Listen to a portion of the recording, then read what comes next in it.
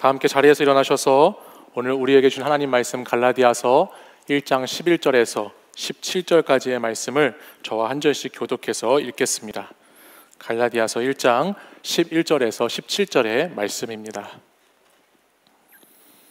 형제들아, 내가 너희에게 알게 하노니 내가 전한 복음은 사람의 뜻을 따라 된 것이 아니니라.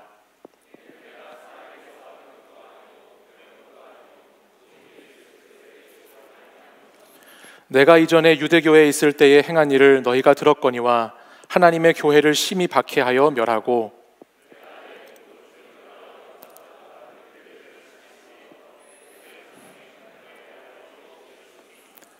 그러나 내 어머니의 태로부터 나를 택정하시고 그의 은혜로 나를 부르시니가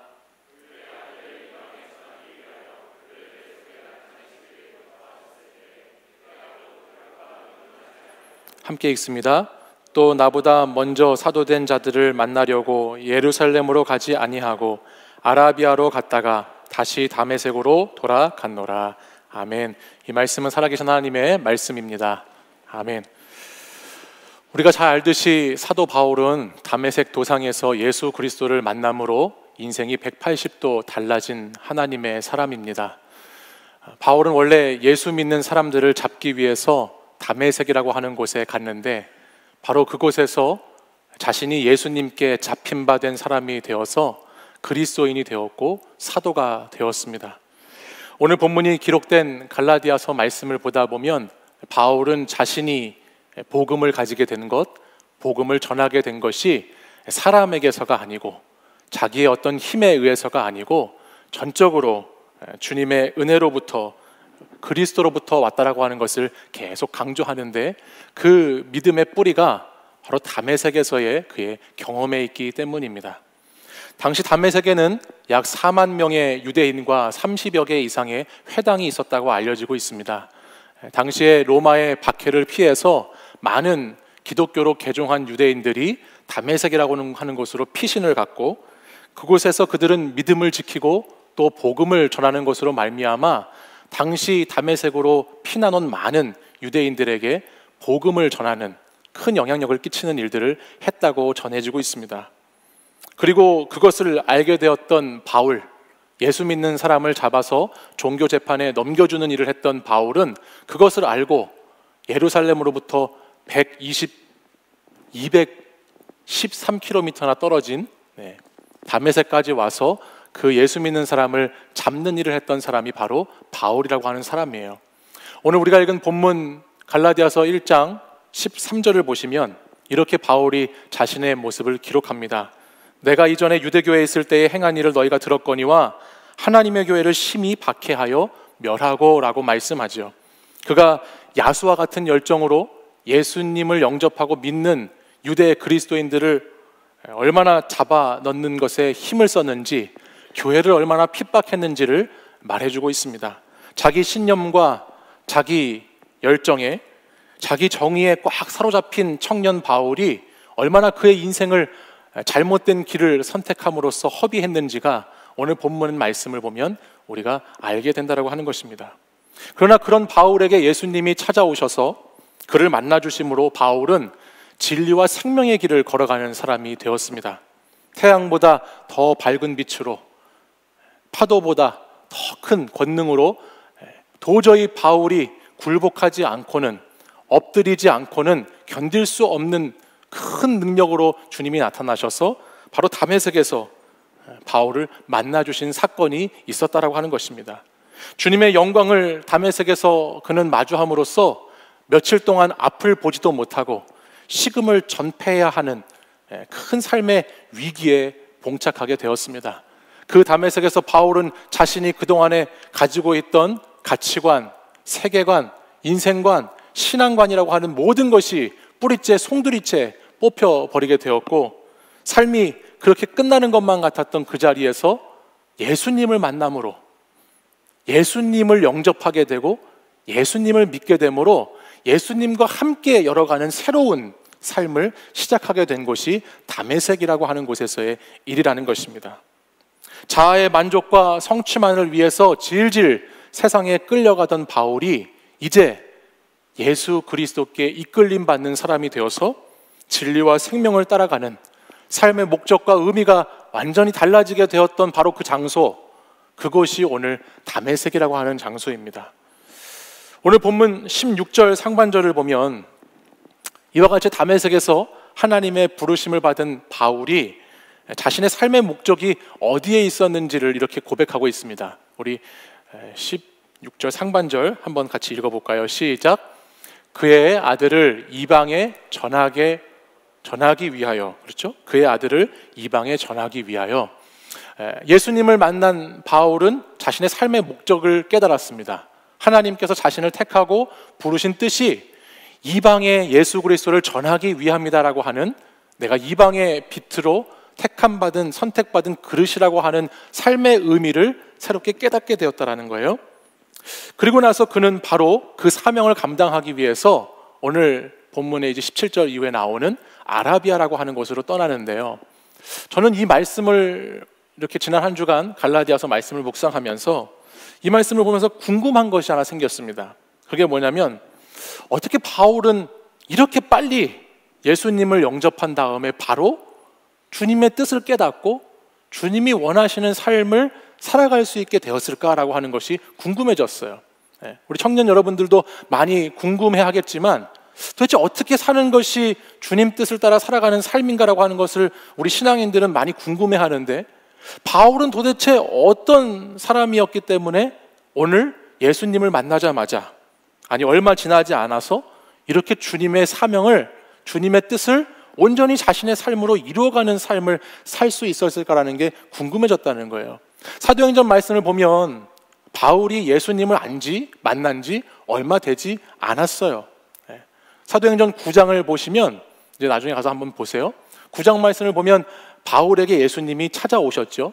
그리고 그 예수님을 만났습니다. 근데 만난 지 얼마 안에 그가 한 사흘 정도 눈을 잃었다고 했거든요. 시력을 잃은 지 얼마 안 돼서, 또 시력을 회복하고서 그 다음에 또 좀 시간을 보냈다고 하더라도 몇 주간이 지나지 않았는데, 어떻게 그 사이에 바울은 하나님의 뜻을 이렇게도 분명히 알고 자신에게 주어진 이 뜻을 따라서 삶을 살아가게 되었을까라고 하는 것이죠.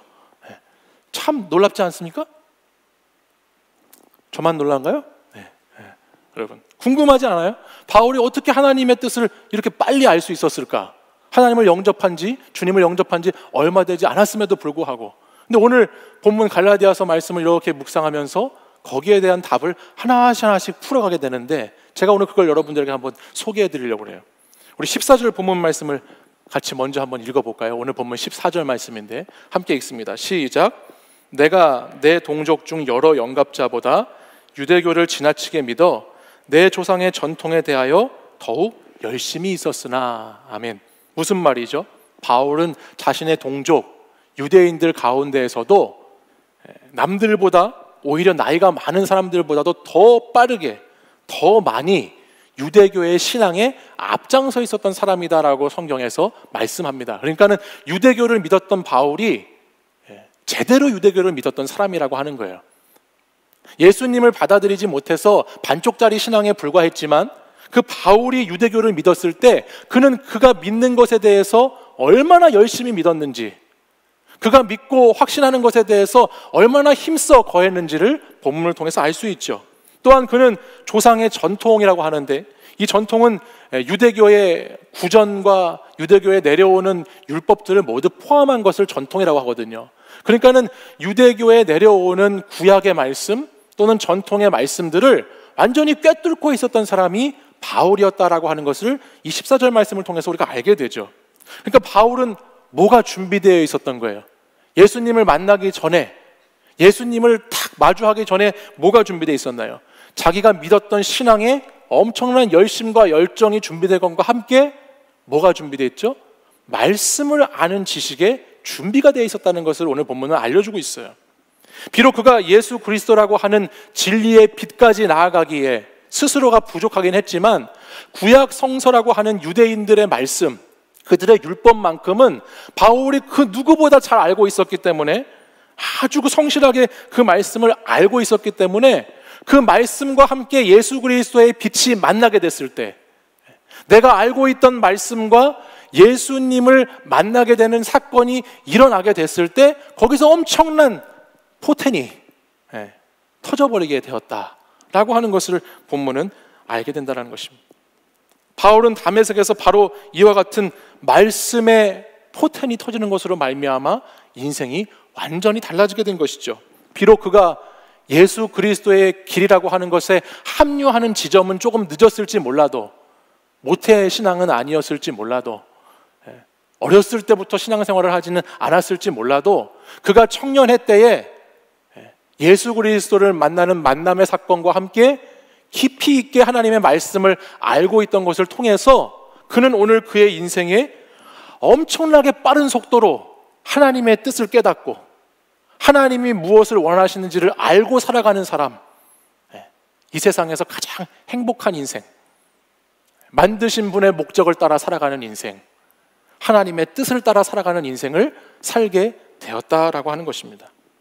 저는 이 갈라디아서 말씀을 묵상하는데 이것이 참 오늘 우리에게, 특별히 청년들에게 참 중요하지 않은가라는 생각을 계속해서 해보게 됐습니다. 왜냐하면 오늘 말씀에 엄청나게 자세하게 말씀을 아는 것이 얼마나 중요한가가 드러나기 때문인데요. 16절에 그가 이방인의 사도로 부름을 받았다라고 그랬죠. 그렇죠? 본인이 이렇게 고백했듯이 이방의 사도로 부름받았어요. 그리고 나서 17절, 오늘 저와 여러분이 읽은 본문에 가보면 그가 어디로 간다고 되어 있습니까? 어디로 간다고요? 아라비아로 간다라고 되어 있죠. 아라비아로 가는 거예요. 여기에 나오는 아라비아는 고린도후서 11장 32절 말씀에 보면 이런 말씀이 기록되어 있어요. 다메섹에서 아레다 왕의 고관이 나를 잡으려고 다메섹 성을 지켰으나 라고 기록된 말씀이 있는데, 이게 어떤 상황이냐면 바울이 다메섹 성에서 예수님을 믿는 것을 계속 증거하다 보니까 여기 말씀에 나오듯이 그 성을 주장하고 다스렸던 아레다 왕의 고관이 탐탁치 않게 여기고 그 바울을 잡으려고 하는 일이 일어나요. 근데 바울이 사람들의 도우심을 통해서, 또 하나님의 도우심을 통해서 그곳에서 탈출하는 사건이 사도행전 말씀에 보면 나오거든요. 근데 여기 나오는 이 아레다 왕이 어디인가, 아레다가 어디인가를 역사적인 기록을 찾아보면 이 아레다가 아라비아와 같은 뜻이에요. 역사적으로 아라비아라고 하는 곳은 나바티안 왕국의 영토를 가리키는데, 그 나바티안 왕이 다스렸던 그 지역이 아라비아 지역과 같은 지역이라는 것입니다. 그러면 나바티안이 어디인가 제가 지도를 하나 준비했는데 한번 보시죠. 지도를 보시면 중앙에 보이실지 모르겠어요. 동그랗게 이렇게 페트라라고 하는데 동그라미가 하나 그려져 있고, 그리고 이렇게 좀 빨간색으로 저 위쪽에서부터 아래쪽까지 크게, 여러분 보시는 화면 동쪽 편에 이렇게 선이 굵게 된 선이 있죠. 바로 저 큰 지역이 당시에 나바티안 왕국의 지역이었어요. 이곳이 그러면 다른 말로 하면 아라비아라고 하는 지역이 되겠죠. 근데 저 지도를 보면 북쪽 맨 윗부분을 보면 다마스쿠스라고 해서 다메섹까지, 그리고 남쪽 맨 아래쪽 남동쪽을 보면 드단이라고 하는 지역까지 이 나바티안 왕국의 영토가 이렇게 펼쳐져 있는 것을 보게 됩니다. 바울이 바로 지금 저 영토 어디 부분가에 가서 복음을 증거하고 있다라고 하는 말이에요. 근데 여기서 이제 제 얘기를 한번 잘 들어보세요. 창세기 말씀을 보면 하나님께서 아브라함에게 약속의 자녀를 주셨어요. 그 약속의 자녀 이름이 뭔가요? 여보세요? 네. 창세기에 보면 하나님께서 아브라함을 통해서 100세에 얻은 아들, 약속의 아들을 주셨어요. 그 아들 이름이 뭔가요? 네, 이삭이에요. 이삭. 근데 이삭 이전에 아브라함에게 아들이 있었나요? 없었나요? 네, 이삭 이전에 아브라함에게 아들이 있었어요. 비록 약속의 아들은 아니었지만 아브라함의 실패로 태어난 아들이지만 이스마엘이라고 하는 하갈을 통해 낳은 아들이 있었어요. 근데 창세기 말씀을 보면 하나님께서는 아브라함의 약속의 자녀인 이삭만 번성케 하시고 복을 주시는 것이 아니고, 비록 아브라함의 실수에도 불구하고 이스마엘이라고 하는 그의 하갈의 후손을 통해서도 번성케 하시겠다라고 하는 하나님의 말씀이 나와요. 그게 어디에 있냐면 창세기 16장 10절이에요. 16장 10절 말씀을 보면 여호와의 사자가 또 그에게 이르되 내가 내 씨를 크게 번성하여 그 수가 많아 셀 수 없게 하리라 라고 이스마엘의 어머니인 하갈에게 약속을 해주셔요. 그래서 우리가 생각할 때는 이삭의 자손만 번성했다 생각하기 쉽지만 사실은 약속은 아니었지만 또 다른 생명, 아브라함을 통한 또 다른 생명인 이스마엘의 후손들도 사실 하나님께서 이렇게 번성케 해주셨다라고 하는 것입니다. 그 이스마엘 후손들이 어디에 살았는가? 이스마엘 후손들은 예루살렘 동편에 주로 많이 살았는데 유프라테스 강에서부터 홍해에 이르는 지역에 이스마엘의 후손들이 많이 살았다고 알려져 있고, 그들이 살았던 지역을 나바테네라고 불렀다고 합니다. 특별히 성경에서 이 나바테네라고 하는 지역, 예전에 나바테네였는데 그 이름이 뭘로 바뀌었을까요? 우리가 아까 지도에서 봤던 나바티안으로 바뀌게 되는 것이죠. 특별히 이 이스마엘 후손들을 많이 언급하고 있는 성경의 말씀이 있는데 그 말씀이 어디에 있냐면, 저와 여러분이 지난주까지 7주 동안 함께 나누었던 이사야 말씀을 보면 거기에 이스마엘 후손들의 이름과 그들이 살고 있는 땅에 대한 말씀이 굉장히 많이 나옵니다. 우리가 40장 이후부터 지난 7주 동안 살펴봤는데 이 부분까지는 보지 못했는데, 이사야 말씀을 쭉 묵상하다 보면 거기에 하나님께서 회복을 말씀하시는데 그 하나님의 회복 가운데에는 이스라엘 백성들의 회복만을 말씀하시는 것이 아니고 이방인의 회복도 포함되는데, 그 이방인 영역에 포함되는 사람들 중에 주축을 또 이뤘던 한 무리의 사람들이 누구냐? 이스마엘의 후손들이다라고 하는 것입니다. 그래서 하나님은 이방 백성들도 하나님께 회개하고 돌아오면 그들도 하나님의 백성으로 맞아주시겠다라고 하는 약속의 말씀이 이사야에 굉장히 많이 등장하고 있어요. 근데 그 이사야의 말씀 중에서 아주 중요한 말씀, 이사야 42장 6절의 말씀이 있는데 그 말씀을 바울은 자신의 표대로 삼았습니다. 이사야 42장 6절을 바울은 자신에게 주어진 말씀으로 삼았어요. 그 말씀이 뭔지 한번 읽어볼까요? 나부터 시작. 나 여호와가 의로 너를 불렀은즉 내가 내 손을 잡아 너를 보호하며 너를 세워 백성의 언약과 이방의 빛이 되게 하리니. 아멘. 지금 바울이 아까 우리가 갈라디아서에서 말씀을 읽은 것처럼 자신을 이방인을 위한 택한 사도다라고 이렇게 자신의 부르심을 확신했는데 그 확신이 지금 어디에서 온 것을 알 수 있죠? 이사야 42장 6절에 있는 말씀에서 온 것을 알 수 있죠. 그래서 이방의 빛으로 하나님께서 부르셨다라고 하는 것을 바울은 말씀을 통해서 깨달았다는 말이에요. 여기까지 이해되세요? 이해되시면 고개 한번 끄덕이시겠어요? 네.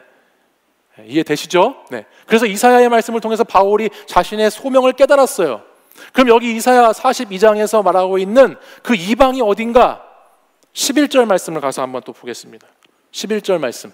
네. 같이 한번 11절 말씀도 읽어보겠습니다. 시작. 광야와 거기에 있는 성읍들과 게달 사람이 사는 마을들은 소리를 높이라. 셀라의 주민들은 노래하며 산꼭대기에서 즐거이 부르라. 아멘. 지금 여기에 게달 사람이 나오고 셀라의 주민들이 나와요. 이들이 누군지를 우리가 보는 거예요. 잘 보시면 이 게달 사람이 누구냐면 이스마엘의 후손이에요. 이스마엘의 후손. 역대상 1장 29절 말씀도 한번 보여주세요. 역대상 1장 29절 말씀 이것도 같이 한번 읽어보겠습니다. 시작. 이스마엘의 족보는 이러하니 그의 맏아들은 느바요시요 다음은 게달과 앗부엘과 밉삼과 이름이 특이해요. 근데 지금 여기 뭐라고 기록되어 있습니까? 이스마엘 후손이 기록되는데 장자는 느바요시지만 둘째 다음은 누구예요? 게달이라고 하는 사람이 나와요. 그죠? 게달. 이와 함께 다 또 말씀 한 절 더 볼게요. 자, 집중하셔야 돼요. 60장 7절 말씀을 보세요. 이사야 60장 7절 말씀도 한번 보여주실래요? 자, 여긴 제가 읽겠습니다. 게달의 양 무리는 다 내게로 모일 것이요 느바요새 순양은 내게 공급되고 내 제단에 올라 기꺼이 받음이 되리니 내가 내 영광의 집을 영화롭게 하리라 라고 또 말씀이 나오죠.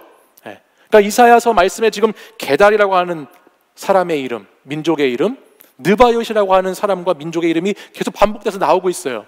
이들이 누구라고요? 누구의 후손이라고요? 이스마엘의 후손이라고. 그러니까 지금 이스마엘의 후손에 대한 회복의 말씀이 우리가 계속 묵상해 왔던 이사야의 뒷부분에 이방을 향한 회복, 열방을 향한 빛의 회복에 대한 말씀이 계속 주어지고 있는 걸 보게 돼요. 그러니까 지금 이 이사야의 말씀에서 하나님께서 원하시는 것이 무엇인가라고 하는 것을 바울이 지금 정확하게 알고 아까 이스마엘 후손들이 살고 있던 그 장소 나바티안이라고 하는 그 왕국, 거기로, 그게 뭐라고 그랬어요? 아라비아라고 하는 지역으로 바울이 복음을 들고 부르심을 받자마자 떠나게 되었다라고 하는 말씀을 오늘 우리는 갈라디아서 말씀을 통해서 여러 가지 말씀을 비교하면서 생각해 볼 수 있다고 하는 거예요. 놀랍지 않습니까? 네. 저는 이 말씀을 보면서 너무너무 놀라웠어요. 또 아까 우리가 이사야 42장 11절에 봤지만 그 셀라의 주민이라고 나오잖아요. 그 셀라가 어디냐면 아까 그 지도에서 가운데에 조그만 동그라미 모양이 여러분들 보셨을지 모르겠는데 페트라라고 하는 곳이 셀라예요. 셀라라고 하는 뜻이 반석인데 페트라는 반석이라고 하는 뜻을 갖고 있어요. 그러니까는 정확하게 그 셀라의 주민들이 나오는데 바로 그 페트라를 기점으로 한 아라비아라고 하는 지역, 이스마엘 후손들이 살고 있는 지역, 나바티안 왕국이라고 하는 그곳에서부터 하나님이 이방을 향한 회복의 일들이 일어나야 되는구나. 하나님께서 나를 이방의 사도로 부르셨는데, 나를 하나님께서 택하셨는데 내가 그 부름받은 사람으로서의 뜻을 이루기 위해서 어떻게 살아야 할까라고 하는 것을 고민하던 바울이 뭐를 지금 알고 그걸 찾아가고 있습니까? 말씀을 통해서 자기가 어떻게 살아야 되는지를, 무엇을 해야 되는지를 깨닫고 그 말씀을 통해서 자기의 삶의 목적지를 정해서 아라비아 땅으로 복음을 들고 막 달려가고 있는 것이죠. 그러니까 우리가 생각했을 때는 어떻게 예수님을 만나자마자, 영접하자마자 며칠이나 됐다고, 예수 믿은 지 얼마나 됐다고 네가 이렇게 하나님 부르심을 확신하고 달려가고 살아가는가 라고 우리는 생각할지 모르지만, 바울에게 있었던 그 말씀에 대한 지식이, 하나님의 말씀을 아는 그 지식이 밑바탕이 된 바울에게 하나님의 영이 예수 그리스도를 통해서 부어지니까 뭐가 이루어지게 되는 거예요? 내 삶의 목적이 분명해지게 되고, 하나님께서 나를 부르신 뜻이 분명해지게 되고, 내가 어떻게 살아야 될 것인가가 명확해지게 되는 놀라운 일이 뭐를 통해서 일어난다는 거예요? 말씀을 통해서 일어난다는 거예요. 말씀을 통해서. 우리가 잘 아는 대로 여러분, 사도행전 1장 8절 말씀 여러분들 많이 아시죠? 네. 이거 다시 한번 읽어보겠습니다. 1장 8절 말씀 같이 읽겠습니다. 시작. 오직 성령이 너희에게 임하시면 너희가 권능을 받고 예루살렘과 온 유대와 사마리아와 땅끝까지 이르러 내 증인이 되리라 하시니라. 아멘. 이 말씀은 성경에 나오는 사람들에게만 주어진 말씀이 아니고 오늘 저와 여러분에게도 주어진 말씀입니다. 믿으십니까?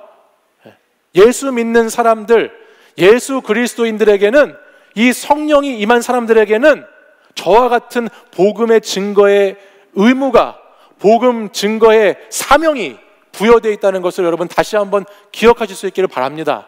근데 이 말씀이 우리에게 있는데, 자 보세요. 이 말씀을 보면 하나님의 복음이 어디에서 전해져야 돼요? 처음에 예루살렘과 온 유대 땅에 전해져야 되죠. 그렇죠? 그리고 나서 사마리아와 땅끝까지 그 복음이 전해지는 것이 주님의 뜻이에요. 바울이 다메섹에서 예수님을 만났어요. 그리고 어디로 갔어요? 아라비아로 갔다 오랬죠. 아라비아라고 하는 그곳의 이유는 당시 아브라함의 혈통이었지만 가장 소외받고 아브라함의 후손이긴 하지만 멸시받을 수밖에 없었던 이스마엘의 후손들에게 찾아간 거예요. 그러니까 여기에 나오는 이 사마리아인들은 유대인도 아니고 이방인도 아닌 중간에 낀 것 같은 사람들이 사마리아인들이잖아요.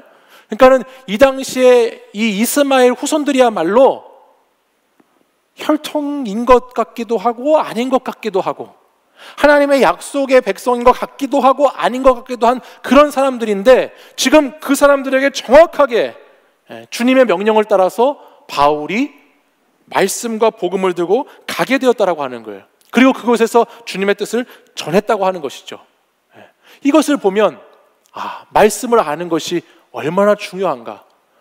바울이 알고 있었던 하나님의 말씀을 아는 것, 그것이 얼마나 그의 사명을 위해서, 그의 비전을 위해서 얼마나 중요한 것인가를 생각해 보게 된다는 것입니다. 저와 여러분이 많이 궁금해하는 것, 하나님의 뜻이잖아요. 그렇죠?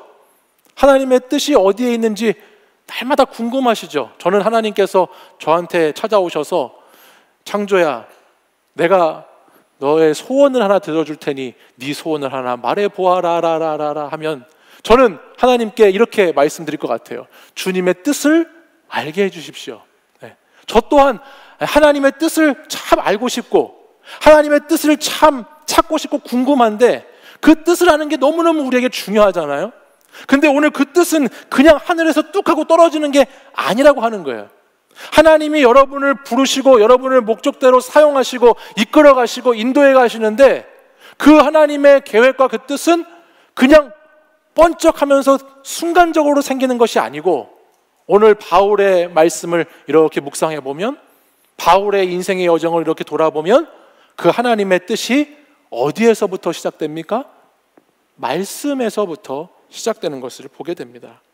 그러니까 말씀을 통해서 우리는 주님을 보는 것이고 말씀을 통해서 주님을 보고 그분의 뜻을 깨닫는다는 말입니다.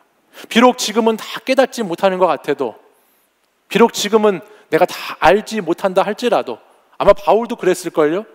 바울도 자기가 구약의 말씀을 그렇게 정통하는 사람이 되고 나서도 그 말씀 앞에 섰을 때 바울도 부족함을 느꼈을 겁니다. 그리고 그 말씀이 왜 오늘 나의 삶의 자리에 이루어지지 않나라고 생각했을 수도 있지요. 그러나 그 말씀의 그 빛이 예수 그리스도와 만나게 되면 바울처럼 목적이 이끌어가는 사람, 하나님의 뜻이 이끌려가는 사람이 될 수 있다라고 성경은 우리에게 말씀해 준다는 것입니다. 여러분, 돈이 이끌어가는 사람, 권력과 인정이 이끌어가는 사람, 자아의 성취가 이끌어가는 사람이 행복한 사람이 아니고 말씀이 나를 이끌어가는 사람이 가장 행복한 사람인 줄 믿으시기 바랍니다. 말씀이 이끌어가는 사람, 하나님의 뜻대로 살아가는 사람이 세상에서 가장 행복한 사람입니다. 그러기 위해서 우리는 오늘도 말씀 앞에 서야 하는 것이죠. 근데 본문 17절 말씀을 다시 자세히 보면, 자, 잘 따라오셔야 돼요. 바울이 다메섹에서 예수님을 만나고 그 예수님의 부르심과 사명을 확인해서 아라비아로 갔어요. 17절 말씀을 보면 아까 아라비아로 갔다 말씀을 읽었죠? 근데 그 아라비아로 간 자리에서 그러면 아까 우리가 잘 들으세요. 사도행전 1장 8절에 복음이 어떻게 증거돼야 된다고 그랬어요?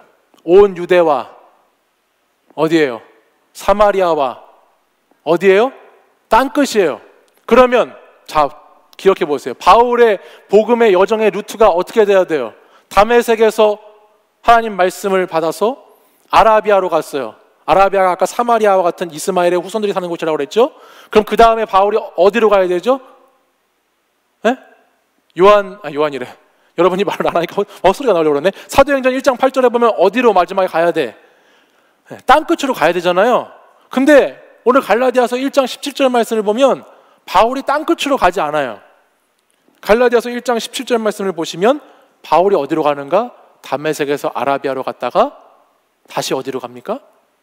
다메섹으로 돌아갑니다. 저는 이 말씀을 읽으면서 이것을 영적으로 이렇게 한번 해석해 보게 됐습니다. 하나님의 말씀을 알고 하나님의 부르심의 뜻을 알아서 순종하는 삶을 살아갔던 바울이에요. 하지만 그 말씀을 내 삶에 지속적으로 운동력 있게 살아내기 위해서는 그 말씀이 계속해서 내 삶의 자리에 영향력을 끼치기 위해서는 성실한 내 삶에서의 노력과 함께 우리는 계속해서 어디로 돌아가는 것이 필요한 것이죠? 다메섹으로 돌아가는 것이 필요하다라고 하는, 내가 열심히 하나님의 말씀을 가지고 이 세상의 삶을 살아가는데 세상의 삶을 살아가다 보면 여러분 지칩니까? 안 지칩니까? 지치죠. 말씀대로 살지 못하는 나를 보면서 지치기도 하고 말씀이 현실이 되지 않는 현실을 보면서 지치기도 하고 말씀이 아무런 능력이 없는 것 같은 내 삶에 마주한 많은 고난의 문제들 가운데에서 지치고 쓰러질 때가 너무나 많이 생깁니다. 저는 우리 청년들을 보다 보면 청년들 중에는 정말 말씀 붙잡고 살아가려고 힘쓰는 청년들이 많이 있다는 것을 잘 알고 있습니다. 여러분들 가운데에는 그렇지 않습니까? 매주 이렇게 나와서 이 어려운 시기에도 주의를 잘 지켜나가는 여러분들 가운데에는 정말 말씀 붙잡고 하나님이 이 말씀을 통해서 내가 어떻게 살기를 원하실까? 뜻이 무엇일까를 놓고 고군분투하면서 살아가고 있는 청년들이 많이 있다는 걸 알고 있어요. 다는 아니지만 몇몇은 좀 그렇지 못할 수 있지만 대부분의 청년들은, 거의 대부분은 말씀을 따라 살려고 애쓴다는 걸 잘 알고 있습니다. 근데 그 말씀이 우리의 삶의 현실이 되기 위해서까지는 얼마나 힘든지도 잘 알고 있죠. 여러분이 살아가는 삶의 자리에서 그 말씀대로 사는 것이 얼마나 어려운가요? 얼마나 힘든가요? 말씀을 따라가는 삶, 말씀을 순종해서 살아가는 것은 정말 쉬운 것이 아니잖아요. 아마 저는 바울도 그랬을 거라는 생각이 들었어요. 오늘 말씀을 묵상하면서 그렇게 훌륭하고 그렇게 위대한 바울이었지만, 말씀도 너무나 잘 알고 있고 예수님도 뜨겁게 경험했던 바울이었지만, 그가 자신의 삶을 살아가는 아라비아에서의 그 3년 동안의 삶은 얼마나 쉽지 않은 삶이었을까를 돌아보게 되더라고. 그러고 나서 바울은 땅끝으로 가야 되는데 땅끝으로 가지 못하고 어디로 왔다고 그랬어요? 다메섹으로 다시 오는 거예요.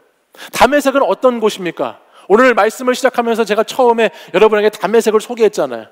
바울이 가장 야성에 가득 차서 예수 믿는 사람들을 죽이려고 했던 곳에서, 예수 그리스도를 믿고 예수 믿는 사람들을 잡으려고 했던 곳에서 자기가 예수께 잡혀버린 곳이 다메섹이라고 그랬잖아요.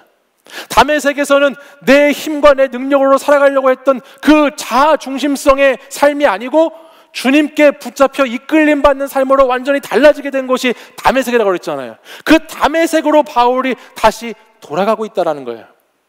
왜 돌아갈까? 바로 그 다메섹에서는 바울에게 하나님의 말씀의 빛이 열렸던 곳이기 때문이에요. 하나님께서 가지고 있던 말씀이 내가 알고 있던 말씀이 아는 말씀이 아니라 경험되는 말씀으로 역사하셨던 곳이 다메섹이기 때문에, 바울은 자신과 말씀과 예수 그리스도가 뜨겁게 만났던 그 다메섹으로 오늘 지치고 힘든 나의 삶의 자리를 옮겨가고 있다라고 하는 말씀을 우리에게 주시는 것이죠. 사도행전 9장 18절 말씀을 같이 한번 볼까요? 사도행전 9장 18절 말씀을 보면 여기에 이렇게 다메섹에서 사건이 기록되고 있습니다. 우리 같이 한번 읽어보겠습니다. 시작. 즉시 사울의 눈에서 비늘 같은 것이 벗어져 다시 보게 된지라 일어나 세례를 받고. 이게 다메섹에서의 사건이죠.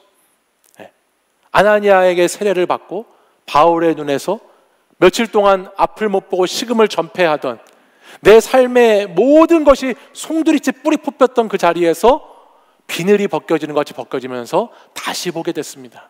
근데 여기 다시 보게 됐다라고 하는 헬라어 원어가 중요합니다. 이 다시 보다라고 하는 것은 아나블레포라고 하는 헬라어 단어를 쓰는데, 아나는 다시라고 하는 뜻이고 블레포는 보다라고 하는 뜻이 만나는 합성어예요. 근데 이 다시 보게 됐다라고 하는 이 아나, 다시라고 하는 이 아나의 뜻이 뭐가 하나가 더 있냐면, 그 아나에는 위로라고 하는 뜻이 있어요. 위를. 그러니까 바울은 눈에서 비늘 같은 것이 벗겨지고 다시 보게 되는 사람이 됐는데, 무엇을 보는 사람이 됐죠? 위를 보는 사람이 됐어. 주님을 보는 사람이 됐어. 그동안에 내 삶의 자리 땅만 보던 사람에서 아나블레포, 다시 위를 보는 사람, 위를 볼 줄 아는 사람, 주님을 볼 줄 아는 사람, 말씀이 경험되어지는 사람, 지식에만 머무는 말씀이 아니고 내 삶에 역사하는 말씀을 보는 사람이 되었다라고 하는 것이고, 그 장소가 어디예요? 다메섹이라고 하는 것. 자기 신념으로 가득한 눈을 여셔서, 자기 욕망으로 가득한 눈을 여셔서 주님을 바라보게 하셨던 장소, 그곳이 말씀이고 다메섹이다라고 하는 것이죠. 세상에 살아가느라고 주님의 일을 한다고 하면서도 아라비아 그 곳에서 믿음의 시력을 많이 잃어버린 바울에게 주님은 다시 다메섹으로 돌아가라 말씀해 주시고, 다시 그곳에서 희미해 보이는 믿음, 불완전해 보이는 믿음, 능력이 없어 보이는 그 믿음을 말씀을 통해서 다시 회복시키시는 하나님, 말씀을 통해서 다시 일으키시는 하나님의 모습을 우리에게 들려주고 있습니다.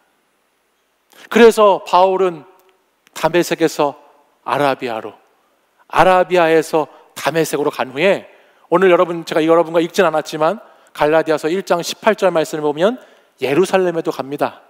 그리고 이어지는 21절 말씀에 보면 수리아와 길리기아 지방이라고 하는 곳까지도 또 갑니다. 이제는 뭐 유대인에게나 이방인에게나 말씀을 다시 묵상하고 말씀의 능력을 다시 힘입고 말씀으로 위를 보는 능력을 가지고 말씀으로 무장되고 나니까 유대인이나 이방인이나 상관없이 바울은 하나님의 복음 들고 주의 뜻 이뤄가는 자리로 담대하게 나아가는 모습을 볼 수 있는 것입니다. 지난주에도 한 청년과 신방을 하고 전화를 하면서 이야기를 나누는데 그 청년이 그런 이야기를 저한테 했어요. 목사님, 지난 몇 달 동안에 참 삶이 많이 힘들었대요. 제가 부임하고 나서부터 나름대로 말씀 묵상을, 우리 매일 성경 말씀 묵상 계속 하잖아요. 매일 성경 말씀 묵상을 계속 해오고 있는 청년인데 지난 몇 달 동안에 참 많이 힘들었다고 그래요. 이상하게 우울하기도 하고 삶이 무기력하기도 하고 감정적으로 굉장히 막 처지기도 하고 사람과의 관계 속에서도 연약해지기도 하고 참 어려운 시간을 보내게 됐대요.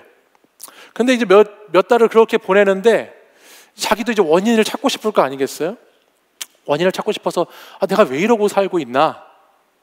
내가 왜 이렇게 살고 있나? 라고 하는 것을 가만히 돌아봤는데 자기 삶의 이전과 오늘의 삶에 달라진 게 있다고 그러는 거예요.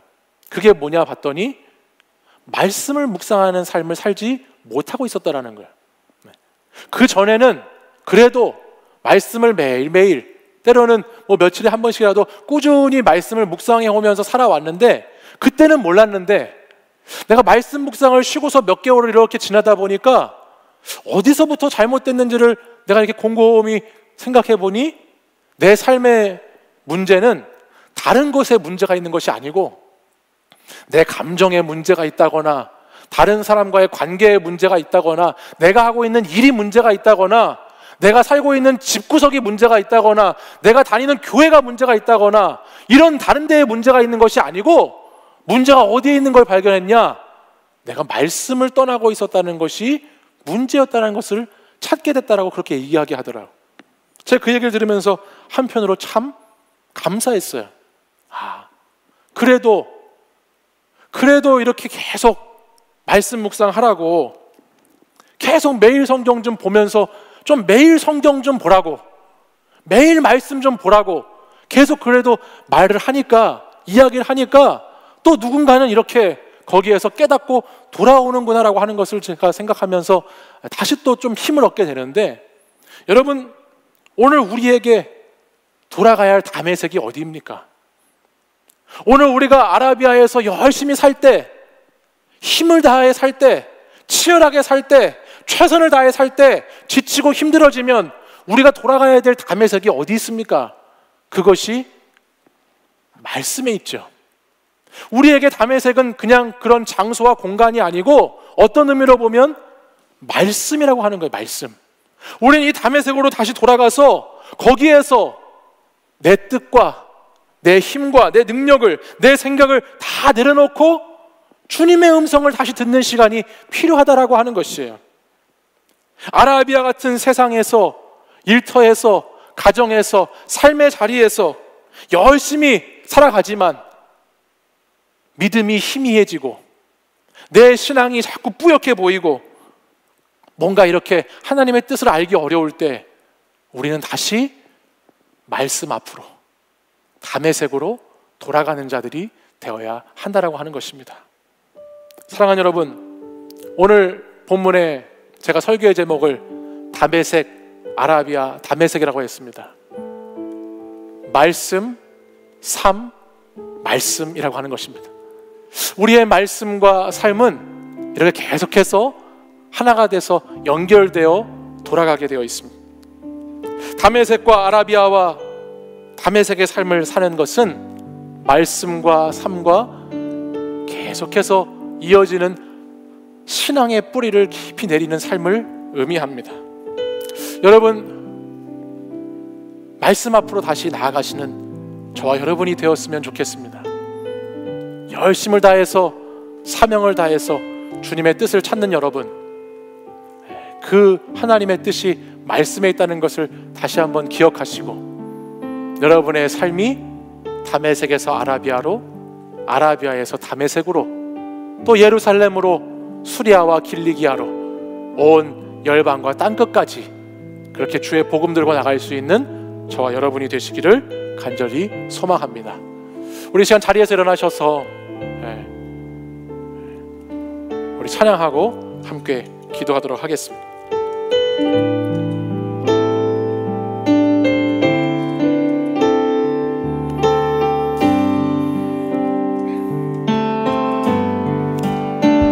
나의 주님께 찬양 드리며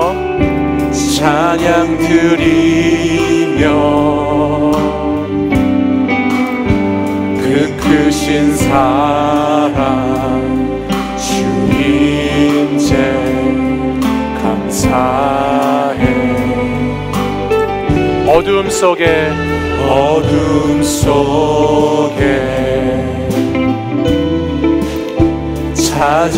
찾아오셔서 주님의 영광 보게 하시네. 의심하는 나를 손 내밀어 잡아주시네. 두려운 맘 내려놓고 주 바라봅니다.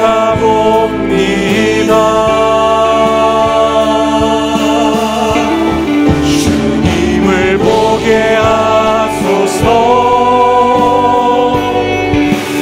나를 붙드소서. 내 뜻과 내 생각 내려놓고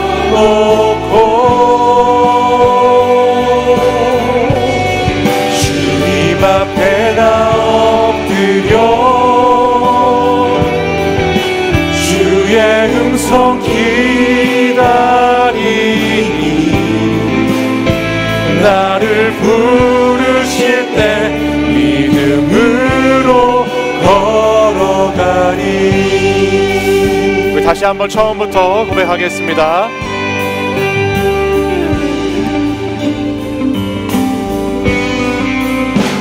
나의 주님께 찬양 드리며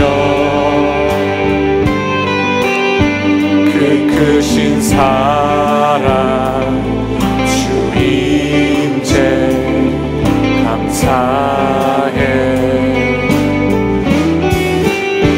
어둠 속에 찾아오셔서 주님의 영광 보게 하시네. 의심하는 나를 손 내밀어 잡아주시네. 손 내밀어 잡아주시네. 두려운 맘 내려놓고 주 바라봅니다. 주님을 보게 하소서. 보게 하소서. 나를 붙드소서. 내 뜻과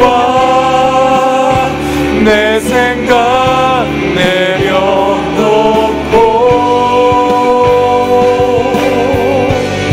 주님 앞에 나 엎드려 주의 음성 기다리니 나를 부르실 때 믿음으로 걸어가리. 의심하는 나를 손 내밀어 잡아주시네. 의심하는 나를 손 내밀어 잡아주. 두려운 마음 내려놓고 두려움만 내려 우리 주님만 바라봅니다. 바라봅니다. 우리 믿음으로 고백하겠습니다. 주님을 보게 하소서. 나를 붙드소서. 내 뜻과 내 생각 내려놓고 주님 앞에 나 엎드려 주의 음성 기다리니 나를 부르실 때 믿음으로 주님을 보게 하소서. 주님을 보게 하소서. 나를 붙드소서. 주님 내 뜻과 내 생각 내려놓고 주님 앞에 엎드립니다. 주님 앞에 나 엎드려 주의 음성 기다리니 나를 부르실 때 믿음으로 걸어가리. 우리 이 시간 주님 앞에 겸손하게 엎드려 주님 앞에 무릎 꿇고 엎드려 이 시간 주님께 나아가는 시간이 되기를 소망합니다. 주님 말씀 앞에 오늘 이 시간 저희 모두는 무릎을 꿇습니다. 주님께서 말씀이 삶이 되게 하시고 삶이 말씀이 되게 하실 것을 믿고 주님 오늘도 다시 그 말씀을 기다리고 그 말씀 앞으로 나아가기를 원합니다. 주님 우리의 삶의 힘겨운 자리에서 주님의 뜻을 알아가기 위해 주의 말씀을 가까이 하는 청년들이 되게 하여 주시옵소서. 주님의 말씀을 따라가고 그 말씀의 현장에서 지치고 힘들 때면 다시 말씀으로 돌아와 새로운 힘을 얻고 다시 그 말씀 의지해서 또 믿음으로 걸어갈 수 있는 청년들이 되게 하여 주시옵소서. 주님 우리의 모든 뜻과 우리의 생각이 주님 앞에 다 내려놓아지게 하시고 말씀 앞에 내려놓게 하시고 아나 블레포 우리의 눈을 열어 다시 주님을 바라보게 하여 주시옵소서. 우리는 주님을 바라보기 원합니다. 말씀을 통해 주님을 만나기 원합니다. 역사하실 주님을 말씀을 통해 기대하기 원합니다. 나의 삶을 새롭게 하실 것을 말씀을 통해서 깨닫기 원합니다. 주님 말씀하여 주시옵소서. 이 시간 우리 주여 세 번 부르짖고 간절히 기도하겠습니다. 주여 주여 주여.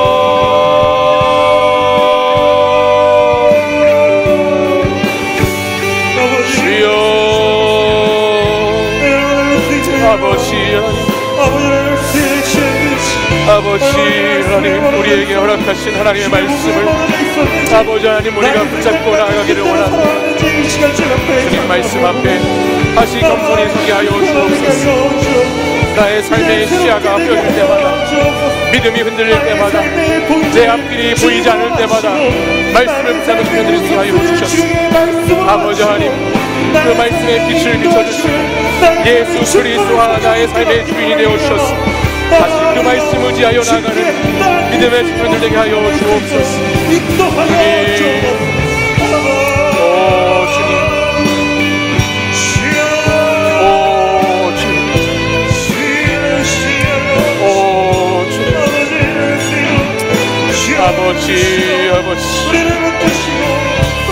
아버지 우리 청년들이 아버지 하나님 매일의 삶을 하나님 말씀과 함께 살아가기를 원합니다. 아버지 하나님, 주의 말씀을 의지해 살아가는 자들이 되기를 원합니다. 말씀을 붙잡기를 원합니다. 말씀을 깨닫는 자가 되기 원합니다. 말씀을 살아내는 자들이 되기 원합니다. 주여, 주여, 주여,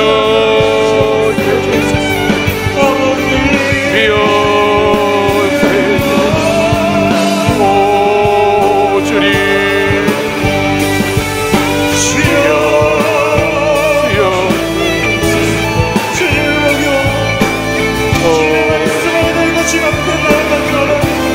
주의 인도하심을 구합니다. 주여,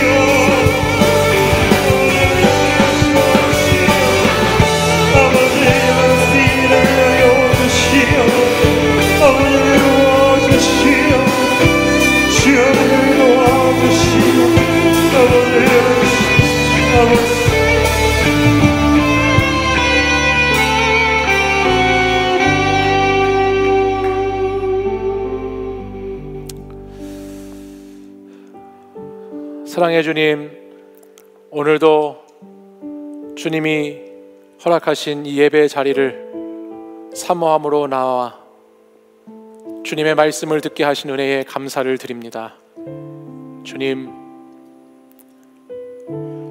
삶의 자리에서 여러 가지 어려움으로 지치고 고난 가운데에 힘들어하는 우리 청년들,